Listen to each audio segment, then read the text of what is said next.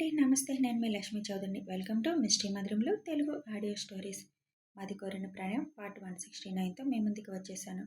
కథలోకి వెళ్లే ముందు లైక్స్, హైప్స్ ఇవ్వడం మాత్రం మర్చిపోకండి యార్.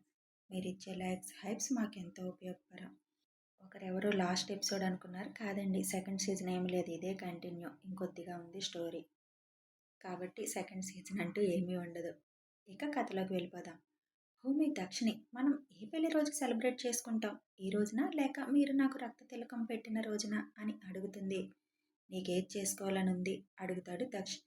నాకు మీ రక్తంతో నా నుదుటిన సింధూరంగా పెట్టి నువ్వు నా దానివి, నా సొంతం అని మీరు చెప్పిన రోజునే నా పెళ్లి రోజు అనుకుంటా. భయపడుతున్న నన్ను, ఇన్సెక్యూరిటీగా ఫీల్ అవుతున్న నన్ను ఆ రోజు నుంచి పూర్తిగా మీ మనిషిగా మార్చుకొని నాలో ఉన్న భయాలను తీసివేయడానికి మీరు చేసిన ప్రయత్నం అదే. అదే నాకు స్పెషల్ అని అంటుంది భూమి. అందుకే ఆ స్పెషల్ డేని ఇంకో స్పెషల్ డేగా మార్చేస్తున్నాను. అప్పుడు రెండు సెలబ్రేట్ చేసుకోవచ్చు మనం అని చిన్నగా కన్ను గీటుతూ అంటాడు. ఇంకో స్పెషల్ డేగానా అంటే అని అడుగుతుంది ఆశ్చర్యంగా. ఎల్లుండి కదా నేను నిన్ను నా భార్యగా మార్చుకున్న రోజు.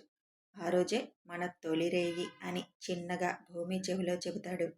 ఆ మాటకి బుగ్గలు చెర్రీ పండులా మారిపోయేసరికి అది చూసిన దక్ష్, ఆ రోజు ఇలా సిగ్గుపడుతూ ముడుచుకుపోతే అవదమ్మాయి, మొన్న చెప్పిన మాటల మీదే ఫిక్స్ అయ్యుండు అని దక్ష్ అంటుంటే గుండె ఎక్స్ప్రెస్ రైలు కంటే ఫాస్ట్గా పరుగు పెట్టడం మొదలుపెట్టింది భూమికి. ఉదయం మా అన్నయ్యకి ఫోన్ చేసి వాడి అమాయకత్వాన్ని వాడుకుంటారా మీరు అని చిరుకోపంగా అడుగుతుంది నైని. అది ఇప్పుడు ఆలోచిస్తున్నావా అని నవ్వుతూ అడుగుతాడు అద్వైత్. అల్లరికెట్టయివి నువ్వు, నిన్నెలా హ్యాండిల్ చేయాలా అని ఆలోచిస్తున్నానులే అంటుంది నైని నవ్వుతూ. మీ ఆడవాళ్ళకి తెలియని విద్యలా అమ్మా? మమ్మల్ని ఎక్కడ కంట్రోల్లో పెట్టాలో మీకు తెలిసినంతగా ఎవరికి తెలుసు అంటాడు అద్వైత్. నాకు అలాంటి తెలివితేటలు లేవుగా అంటుంది ఇన్నోసెంట్ ఫేస్తో నైని. అంత అమాయకంగా పెట్టకమ్మా, నీ ఒరిజినాలిటీకి రా. సూట్ అవ్వలేదు ఆ మొహం నీకు. నన్ను రౌడీ అనేది నువ్వే అద్దు, అందరూ నన్ను ఇన్నోసెంట్ పాప అనే అంటారు అంటుంది నైని. అందరి దగ్గర ఇన్నోసెంట్గానే ఉంటావులే, నా దగ్గరే నీ రౌడీ వేషాలన్నీ. చిన్నప్పటి నుంచి నాతో ఎలా పోట్లాడేదానివి, ఇప్పుడు లైసెన్స్ కూడా వచ్చింది, ఇంకెంత పోట్లాడతావో అంటాడు అద్వైత్ నవ్వుతూ. ఎంత పోట్లాడినా ఏం ప్రయోజనం, నన్ను గెలవనిచ్చేవాడివా? ఇప్పుడు గెలిపిస్తానులే, పోట్లాటలో కాదు రొమాన్స్ ఆటలో అని నవ్వుతూ అంటాడు అద్వైత్. వెంటనే సిగ్గుగా తల తిప్పేస్తుంది నైని. మరదల పిల్ల, ఇంక రేపు ఒక్కరోజే, ఎల్లుండి ఇక నిన్ను వదిలేదే లేదు అంటాడు విజయ్ కన్ను గీటుతో. ఎల్లుండి నాకు అవ్వదులే బావా, ఇంకో 5 రోజులు పోస్ట్ పోన్ అవ్వచ్చు మన ఫస్ట్ నైట్ అంటుంది ఆద్య నవ్వుతూ. ఉసై రాక్షసి, అలాంటి ఫిట్టింగులు పెట్టకే, వాళ్ళకంటే ముందు పెళ్లి చేసుకున్నా వాళ్ళకంటే వెనక శోభనం అవుతుందన్న పేరు నాకు జీవితాంతం ఉండనివ్వకు మెంటల్. టాబ్లెట్స్ వాడు అంటాడు చిరుకోపంగా. అమ్మో, టాబ్లెట్స్ వాడకూడదు, నేను వాడను బావా అంటుంది కళ్ళు రౌండ్గా తిప్పేస్తూ. మీ అన్న చెల్లెలు నాతో ఆడుకోవాలనుకుంటున్నారా? ఏ ఆటంకం వచ్చినా నేను ఊరుకోను, ప్రొసీడ్ అయిపోవడమే అంటాడు ఆద్య నవ్వుకోవడం చూసిన విజయ్. అంత లేదులే బావా, ఆ టైంలో పెద్దవాళ్ళు ఒప్పుకోరుగా.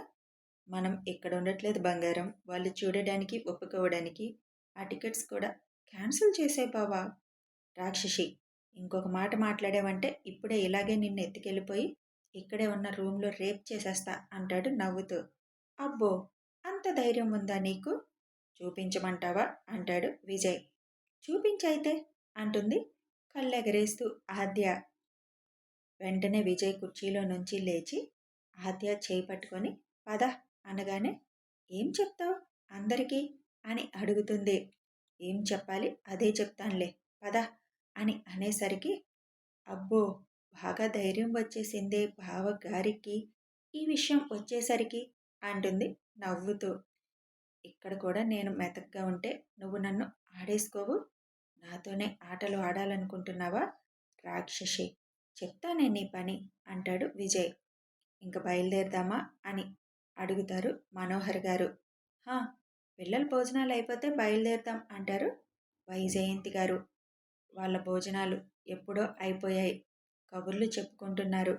ఉదయాన్నే మళ్ళీ వ్రతం ఉంది కదా, బయలుదేరుదామని అనడంతో అక్కడి నుంచి నవ దంపతుల్ని తీసుకొని ఇంటికి బయలుదేరుతారు అందరూ. రండి రండి వదినలు, నన్నెంత ఆడుకున్నారు ఆ రోజు, ఇవాళ నా టైం అంటుంది గుమ్మం దగ్గర రెడీగా ఉన్న ఆద్య.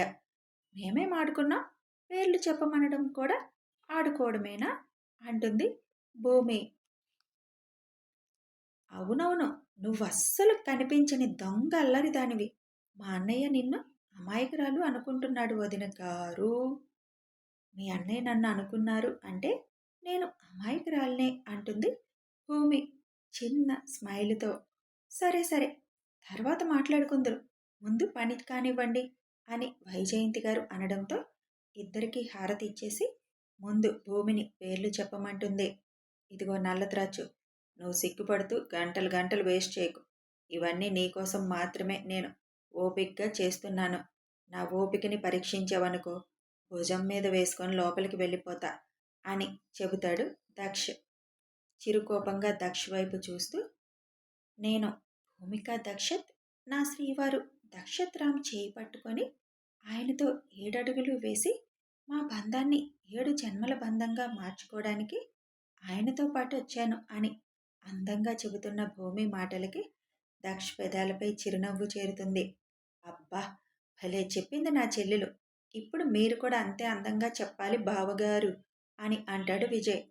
నాకంత అందంగా చెప్పడం రాదులే కానీ దక్షత్రామ్ అనే నేను నా భార్య నల్లత్రాచు అని అనగానే నో నో, మా చెల్లి పేరు చెప్పాలి, ముద్దు పేర్లు కాదు అంటాడు విజయ్. నీ చెల్లి పేరు నాకు అలాగే తెలుసురా అంటాడు దక్ష్. ఇప్పుడన్నా మీ నోటితో నా పేరు వినాలనుంది, పిలవచ్చుగా అంటుంది భూమి ముద్దుగా చిన్నగా. ఓకే ఓకే అని భూమి భుజం చుట్టూ చేయి వేసి దగ్గరికి అదుముకొని నేను నా భార్య భూమిక దక్షతో జీవిత ప్రయాణం మొదలు పెట్టడానికి నా ఇంటిలో మొదటి అడుగు వేస్తున్నాను అంటాడు దక్ష్. పర్వాలేదు, నాట్ బ్యాడ్ అంటాడు విజయ్. భూమి పేరుని మొదటిసారిగా దక్షత్ తన నోటితో మొత్తంగా పిలవడంతో భూమి గుండె హై స్పీడ్లో కొట్టుకుంటుంది. ఓకే ఓకే, ఇంక రండి లోపలికి అని ఆద్య పక్కకి తప్పుకోగానే భూమి చేతివేళ్ళని తన చేతివేళ్లతో ముడివేసి పద అంటాడు తన వైపు చూసి. ఎన్నోసార్లు ఆ ఇంట్లోకి అడుగు పెట్టింది. 6 సంవత్సరాలుగా ఆ ఇంట్లో తన అనుబంధం ముడిపడి ఉంది. కానీ ఈ క్షణం దక్ష చేయి పట్టుకొని కొంగుముడితో మెడలో పసుపు తాడుతో హక్కుగా ఇక అక్కడే ఉండబోతున్నానన్న ఆనందం ఉక్కిరి బిక్కిరి చేస్తుంటే దక్షతో కలిసి కుడికాలు పెట్టి అడుగు పెడుతుంది భూమి.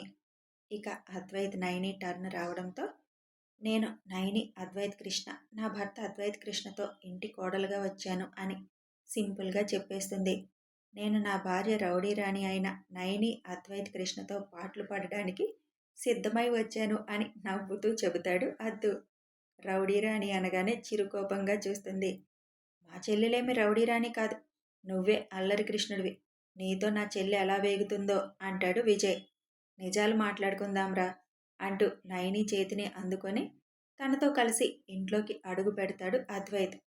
ఇద్దరిది కొంగుముడి విప్పి వడికట్టిన బియ్యాన్ని దేవుడు మందిరాల్లో పెట్టించి విశ్రాంతి తీసుకోమని పంపిస్తారు.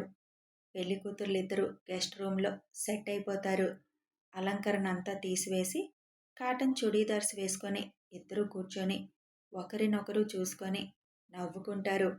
ఇక మన ఇద్దరి ప్రస్థానం ఈ ఇంటిలో కొత్త వరుసలతో మొదలవుతుంది, తోటి కోడళ్ళుగా అని అంటూ మన ఇద్దరి మధ్య ఎటువంటి వ్యత్యాసాలు పొరపచ్చాలు రాకూడదని నా కోరిక. నా వల్ల నీకేదైనా బాధ కలిగితే వెంటనే నాతో చెప్పు నైని అని అంటుంది భూమి. నీ వల్ల అసలు బాధ కలుగుతుందా ఎవరికైనా? అది ఎప్పటికీ జరగదు. నా వల్ల నీకేదైనా వస్తే నువ్వు చెప్పచ్చు. మన ఇద్దరం తోటి కోడళ్ళ కన్నా ముందు ఫ్రెండ్స్, అదే బంధాన్ని కొనసాగిద్దాం. అయినా మన మధ్య గొడవలు ఎందుకు వస్తాయి? మన ఇద్దరం ఒకే మాట మీద ఉందాం. నేను నా పెద్ద తోటి కోడల మాట వినాలి, ఫాలో అయిపోవాలి అనుకుంటున్నానులే అంటుంది నైని నవ్వుతూ. అంతలేదు, నేనేం పెద్ద కోడల్ని కాదు, మన ఇద్దరం ఒకటే అంటుంది భూమి. సరే పడుకో, ఇంక ఉదయాన్నే లేవాలిగా మనం అని నైని పడుకుంటూ అంటుంది. పడుకున్నారు కానీ ఇద్దరికీ నిద్ర పట్టలేదు. కొత్త బాధ్యతలు, తెలిసిన ఇల్లే అయినా వాళ్ళకి బాధ్యత కొత్తగా వచ్చింది. ఇంటి కోడలుగా ఆ ఇంటికి ఇంకొంచెం గౌరవం తేవాలి తప్ప గౌరవం పోగొట్టేలా ఉండకూడదని ఇద్దరూ ఎలా ఉండాలో వాళ్ళకి వాళ్ళే ఆలోచించుకుంటూ ఆ రాత్రి గడిపేస్తారు.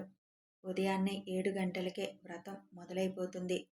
పీటల మీద కూర్చున్న దగ్గర నుంచి భూమి కళ్ళు మూతలు పడిపోతూ ఉంటే బలవంతంగా ఆపుకుంటుంది. రాత్రి నిద్రపోలేదా? ఒక గంటైనా అని అడుగుతాడు దక్ష్. ఇంకోవైపు నయని పరిస్థితి కూడా అలాగే ఉంటుంది.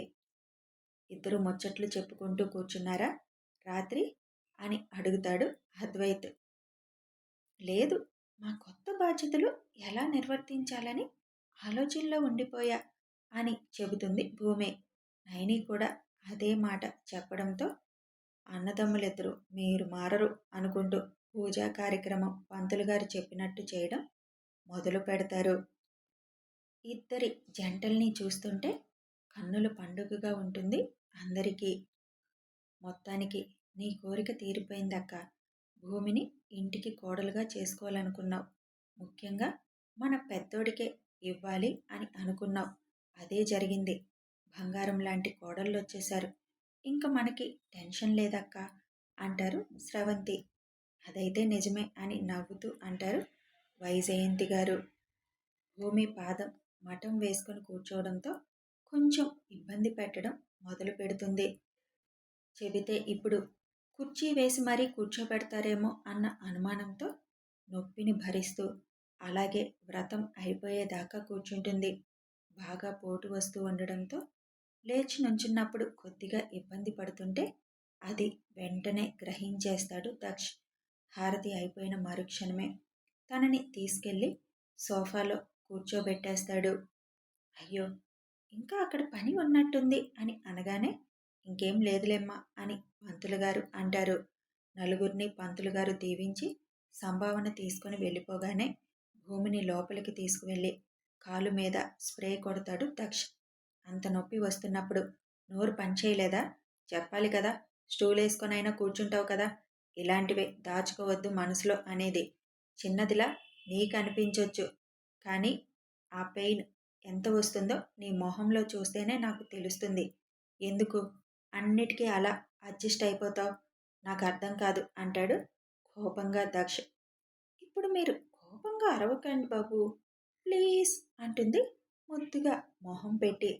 మొదటి నుంచి ఈ మొహంతోనే నన్ను మాయ చేసేసావు అని నుదురు మీద ముద్దు పెట్టి కాసేపు రెస్ట్ తీసుకో, ఇంక బయటకు వచ్చావో ఊరుకోను అని చెప్పి అక్కడి నుంచి బయటకు వచ్చేస్తాడు దక్ష్. అదే గెస్ట్ రూమ్లో మొదటిసారి తను వచ్చినప్పుడు బిక్కు బిక్కుమంటూ కూర్చున్న భూమి ఈరోజు వెలకట్టలేని ఆనందంతో కూర్చొని మెడలో వేలాడుతున్న తాలిని చేతుల్లోకి తీసుకొని పెదాల దగ్గరికి తెచ్చుకొని ముద్దు పెడుతూ లవ్ యూ రాక్షిష్ అనుకుంటుంది. దక్ష్ బయటికి రాగానే భూమి ఎక్కడి నాన్న, కాసేపు ఇక్కడ కూర్చోబెట్టాల్సింది కదా, మిమ్మల్ని చూడాలనుకుంటారు కదా వచ్చిన వాళ్ళు అని అంటారు వైజయంతి గారు. ఇంకా ఎవరున్నారు మా చూడడానికి, వాళ్ళిద్దరినీ చూడమను చాలు అంటాడు దక్ష్. అది కాదులే నాన్న, కాసేపు భోజనాలు అయ్యే వరకు హాల్లో ఉంచు, తర్వాత రెస్ట్ తీసుకుంటుంది. ఇక తిరిగే పని లేదు కదా, కూర్చునే ఉంటుందిలే అని అంటారు. ఇక తప్పక వెళ్ళి తీసుకొచ్చి హాల్లో కూర్చోబెడతాడు దక్ష్. విజయ్ దక్ష్ పక్కకి వచ్చి బావా, రాత్రి ఆ జయ శ్రేయ వాళ్ళ అమ్మకి ఫోన్ చేసి మరీ పెళ్లి చూపించింది. అంతటితో ఆగలేదు, భూమి గురించి కుళ్ళుకుంటూనే ఉన్నారు. నేను కొంచెం గట్టిగానే మాట్లాడేసరికి ఫోన్ కట్ చేసేసింది వనజ. శ్రేయ వాళ్ళ అమ్మకి కూడా ఒక డోస్ ఇచ్చేయాలి బావా, ఇక్కడ ఈ జయకి కూడా ఒకసారి కోటింగ్ ఇవ్వాలేమో చిన్నగా చెబుతాడు విజయ్. కుళ్ళుకునే వాళ్ళు కుళ్ళుకుంటూనే ఉంటారు, వాళ్ళని మనం ఏం చేయలేం. ఆవిడ నల్లత్రాచు వరకు వచ్చి ఏమైనా వాగుతుందేమో అనుకున్నాను, కానీ రాలేదు. ఒకవేళ దగ్గరకొచ్చి వాగి ఉంటే తనతోటే ఈసారి వేయిద్దును అంటాడు దక్ష్. నేను కొంచెం గట్టిగా మాట్లాడేసరికి విన్నట్టున్నాడు వాళ్ళ ఆయన, తీసుకువెళ్ళిపోయాడు వెంటనే అని చెబుతాడు విజయ్. చేయడానికి ఏం లేదు, అలా కుళ్ళుకొని ఏడవడమే తప్ప. వాళ్ళు ఏడ్చినా మనకి తగలదులే. నువ్వు ఒక పని చేయి, మా పెళ్లి ఫోటోని ఇన్స్టాలో పోస్ట్ చేయి. ఆకాష్ గాడికి తెలియాలి మా ఇద్దరికి పెళ్ళి అయిపోయినట్లు. అప్పుడు వాళ్ళ అమ్మతో వాడే వార్ మొదలు పెట్టడమే కాకుండా వాళ్ళ అమ్మకి పెద్ద షాక్ కూడా ఇస్తాడు అని అంటాడు దక్ష్. ఏం షాక్ ఇస్తాడు అని అడుగుతాడు విజయ్. వాళ్ళ అమ్మతో పాటు నువ్వు కూడా తెలుసుకుందువులే అని చిన్న స్మైల్తో అని, ముందు ఆ పంచే, అలాగే ఆ గడ్డి వాళ్ళ తాతగారికి కూడా మా పెళ్లి ఫోటోలు సెండ్ చేయి. ఆయనకెందుకు, ఆ పొట్టి మొహం చూడాలనా అని అడుగుతాడు విజయ్. ఎస్, చూడాలి, నా నల్లత్రాజు వైభోగం అని దక్ష్ స్థిరంగా అనడంతో వెంటనే ఆ పని చేస్తాడు విజయ్. కథ కొనసాగుతుంది. మరి ఆకాష్ ఏం షాక్ ఇవ్వబోతున్నాడు తెలియాలి అంటే కథని ఫాలో అయిపోండి. సబ్స్క్రైబ్ చేసుకొని బెల్ ఐకాన్ ప్రెస్ చేస్తే మీకు నోటిఫికేషన్స్ వస్తాయి. అలాగే వీడియో నచ్చితే ఒక లైక్ చేయండి యార్. అలాగే నచ్చిన వాళ్ళకి షేర్ చేయండి. కామెంట్స్ రూపంలో మీ అభిప్రాయం తెలపండి. అస్సలు కామెంట్స్ ఇవ్వడం లేదు యార్. Thanks for watching and listening.